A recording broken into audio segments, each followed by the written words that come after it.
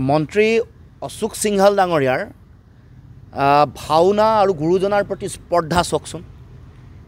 ভাওনা সংস্কৃতি আৰু গুৰুজনাৰ মহান আদৰ্শৰ প্ৰতি স্পৰ্ধা অকল জনোৱাই নহয়, তাৰ উপৰিও প্ৰেছ ক্লাবে পতা অনুষ্ঠান এটাৰ আমন্ত্ৰণৰ সময়ত যি ধৰণৰ বিৰূপ মন্তব্য কৰিছে, মই ভাবোঁ যে এইটো জাতীয় জীৱনৰ এটা মহান সংস্কৃতিৰ প্ৰতি অপমান, অসমৰ মানুহৰ স্বাভিমানৰ প্ৰতি অপমান।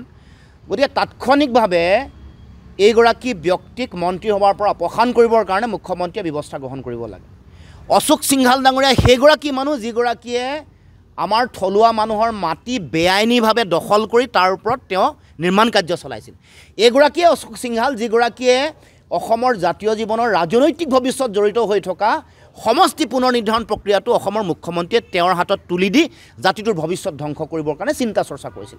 গতিকে এইগৰাকী ব্যক্তিৰ অসমৰ মানুহৰ আৱেগ, জাতীয় চেতনা, গুৰুজনাৰ মহান আদৰ্শ আৰু যিটো জাতীয় স্বাভিমান, তাৰ প্ৰতি এনেকুৱা অপমান মই ভাবোঁ অস্বাভাৱিক নহয়, এইটো স্বাভাৱিক। এইটো তেওঁলোকে কেৱল মাত্ৰ তেওঁলোকে নিজৰ মন্ত্ৰিত্ব লৈ তেওঁলোকে নিজৰ স্বাৰ্থ সিদ্ধি কৰিছে, বনিয়াৰ দৃষ্টিভংগীৰে নিজে ব্যৱসায় কৰিছে।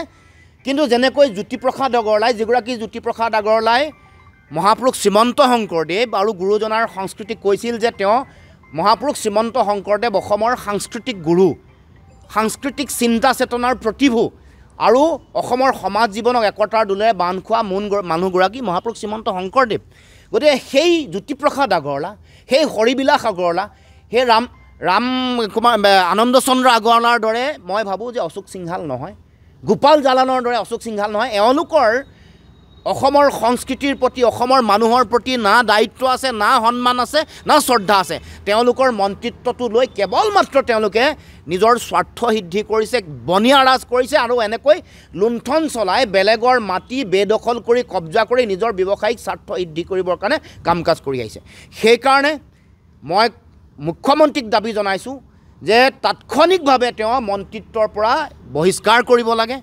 আৰু মই সংবাদ জগতৰ সকলো যিসকল মালিক আছে, যিসকল সম্পাদক আছে, তেওঁলোককো কৈছোঁ যে এই যে মহাপুৰুষ শ্ৰীমন্ত শংকৰদেৱৰ মহান অৱদানক অপমান কৰিলে, গুৰুজনা জাতীয় স্বাভিমানক অপমান কৰিলে, কোনো কাৰণতে যাতে তেওঁলোকে ক্ষমা নকৰে, তেওঁক বাধ্য কৰোৱাই অসমৰ মুখ্যমন্ত্ৰীক যাতে তেওঁ মন্ত্ৰিত্বৰ পৰা তেওঁক যাতে বিতাৰণ কৰিব পাৰে।